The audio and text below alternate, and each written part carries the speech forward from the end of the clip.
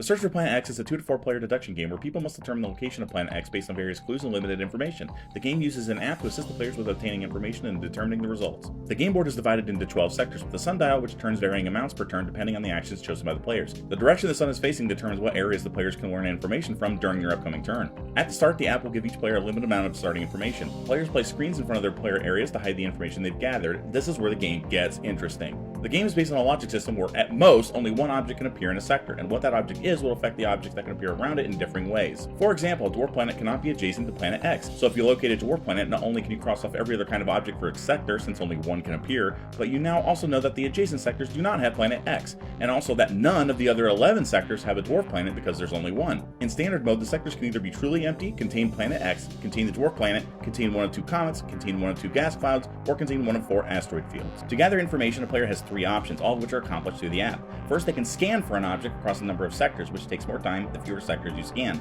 In other words, the less specific your scan, the less time it takes, but it also provides less useful information. You can target a sector up to 2 times, and this tells you exactly what is in that sector, except for planet X, which just appears empty. You can perform research, which gives you additional logic clues to narrow down your search. The final action you can take is attempting to identify the location of planet X, which requires knowing the correct sector and also what is in the 2 adjacent sectors. If correct, you trigger the final round. Each of these actions takes a specified amount of time, and that moves your player piece a certain number of spaces, and the player in last place determines how far the sundial can turn. Beyond limiting the amount of sky that the players can research, the sundial also triggers the theory phase, where players place a token representing their guess about what is in that sector, and after a few turns the theory gets peer-reviewed by the app. If correct, the player gets points, otherwise it gets removed. Either way, this phase gives all players information based on correct or incorrect guesses. Also, more rarely, the sun will stop on the conference icon, which gives all players one additional logic clue, the same for all players. After someone discovers Planet X's location, all players behind that player get to submit final theories or guesses as to Planet X's location, earning more points the further behind the first player to guess that they are.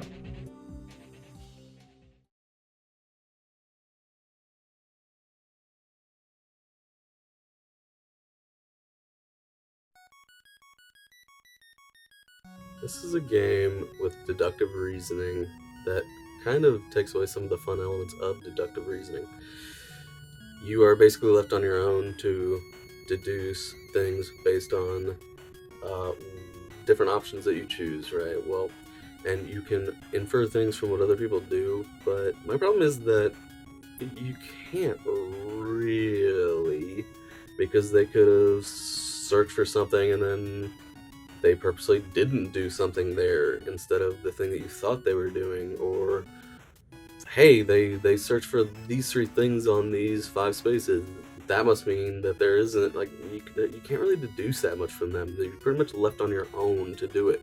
Some of the funnest things I think about deductive reasoning games that I've played that are like kind of more math-based is that it's a cooperative thing. So you can be like, no, that means that, no, because, if you had to -2 from this one because of that card, then this, right, guys? So, like, and they're like, oh, yeah. That's when you kind of, like, cooperate, but you're just kind of inside your own head. It's a game where if you make, like, a single mistake and you deduce something incorrectly, then it kind of messes up the entire rest of your board for the rest of the game, really. Like, you make one mistake and then it can kind of just leave you sitting there like, well, I lost. And it also feels like something where if you do correctly guess the planet, it doesn't feel like there's really that much of a chance anyone else can win.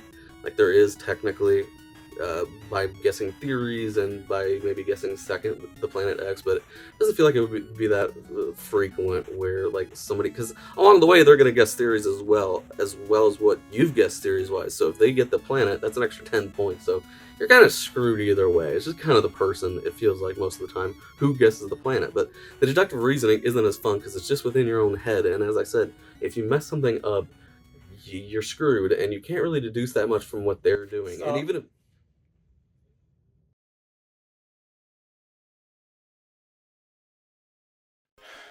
Do you need time to think, or? I mean, it does not gonna matter at this point. Probably. X. Planet X. The search for Planet X. Where is it? Okay, so basically the search for Planet X is a deductive game where, at least personally for me, I spent so many rounds just like trying to find every little bit of information that I couldn't find I don't think there's even a way to like strategize against your opponents because this isn't like a team-based game. It's everybody against everybody. So I'm trying. So there's really like no way that you can like screw over your teammates or anything like that. So that was. I wish there was like a way to like make it harder for your teammate to find out information. I guess I don't know how they would do that, but that'd be nice. Um, but I just spent part of this was maybe me being drunk, but I just spent so many rounds just trying to figure out every little bit of information that man I even when I thought I knew where Planet X was. Well, surprise, surprise, I would have been wrong anyway. So I'm glad I didn't uh, say where Planet X was. But other than that, I can't really say too much else about this game. I mean, it's pretty basic. You got a certain amount of methods to figure out what's in each section of the galaxy, and just deduct from that. And um, I mean, it's just such a basic game of deduction and reasoning. And yeah, my only complaint is there's no way to like screw over your teammate.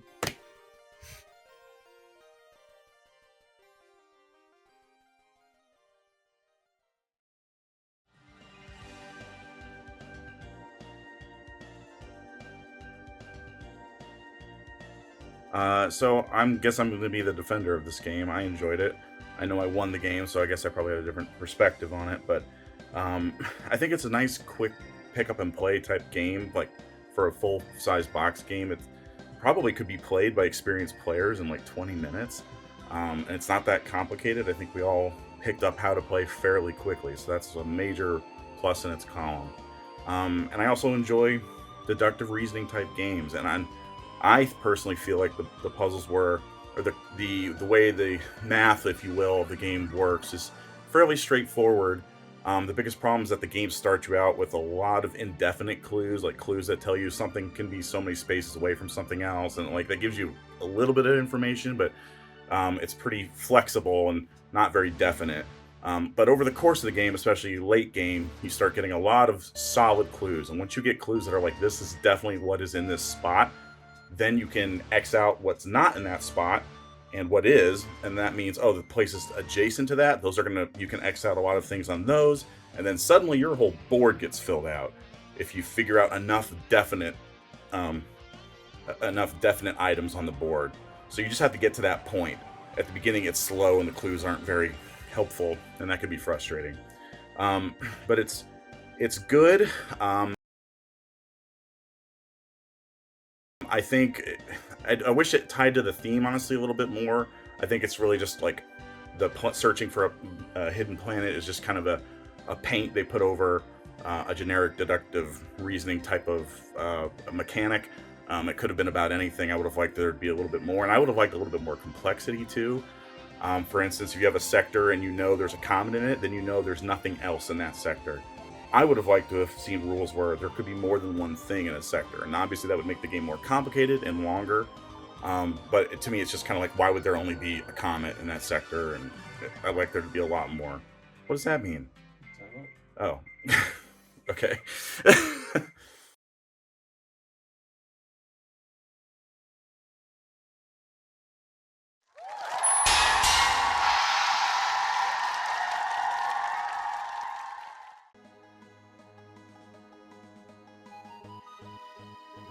So first things first, this game I don't think I have any complaints about. For what it is, this a very logical narrowing down of possibilities deduction game. It is essentially perfect in my mind. The games that I have played that I would compare this to are all one versus many type games: Spectre Ops, Fear of Dracula, Letters from Whitechapel, where you have a team of people who are trying to guess the location of another one. Those are testing two separate skill sets between the one person and the team. This is testing everyone who plays this, their ability to narrow down the possibilities, eliminate places, confirm places, and be able to say this is Planet X and these are the two places next to it. I thoroughly enjoyed it. It earns its top 100 status on Board Game Geek quite well. It's very pure. There's not a lot of frills or anything. Being able to use your theories to not only guess correctly but also guess incorrectly, and be able to narrow down what things are from there. You can combine that with what your other information on the other sectors of the night sky are. The components are fine. They don't need to be particularly ostentatious or anything. They're simple cardboard chits, little plastic pieces for miniature. I like...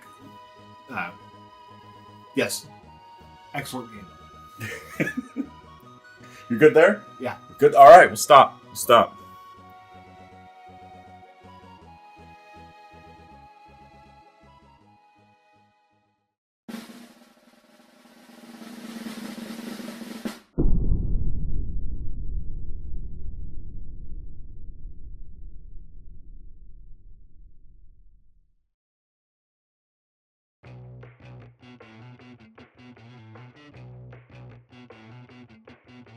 This review will save your life if it's good enough.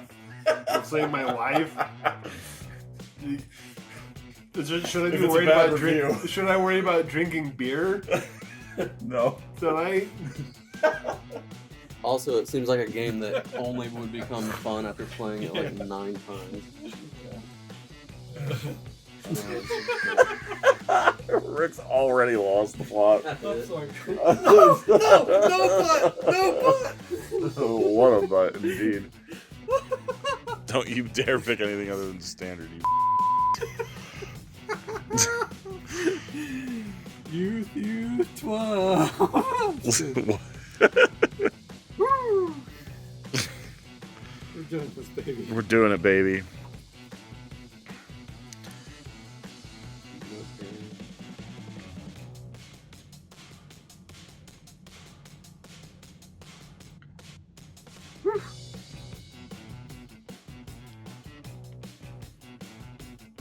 Ricky is just dying, Cody. Yeah, it's been 3 seconds. 4 to 9. He's dying again.